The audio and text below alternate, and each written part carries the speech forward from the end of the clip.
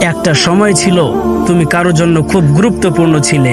তোমার প্রতিটা মেসেজে হাসি ফুটতো কারো মুখে, তোমার ছোট ছোট দুঃখেও কেউ ভেঙে পড়তো। তুমি যে ভালো নেই সেটা বোঝার জন্য তারা তোমার মুখের দিকে না তাকিয়ে শুধু তোমার নিঃশ্বাস শুনলেই বুঝে যেত কিছু একটা ঠিক নেই। কিন্তু এখন কি অবস্থা? তুমি একদিন দেখা না দিলে তারা খেয়ালই করে না। তুমি দিন রাত এক করে খোঁজ নাও আর তারা এক লাইনে উত্তর দেয়, ব্যস্ত আছি। তুমি ভাবো তারা বদলে গেছে, আসলে না ওস্তাদ, তারা শুধু অনুভব করা বন্ধ করে দিয়েছে। কারণ মানুষ একবার যখন জানতে পারে তুমি সব সহ্য করে নিবে, তখন তারা তোমার সীমা পরীক্ষা নিতে থাকে। তাই জীবনের সব অনুভব এক পাকিক্য করো না।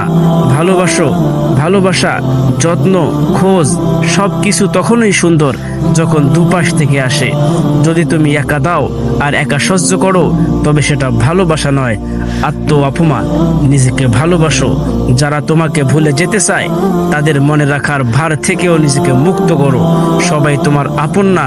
জীবনে কেউ আসবে শেখাতে, কেউ আসবে ঠগাতে, আর কেউ কেউ থাকবে শুধু ভাঙার জন্য।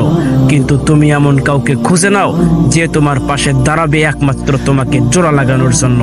তাদের জন্য জায়গা রাখো, বাকিদের জন্য নয়।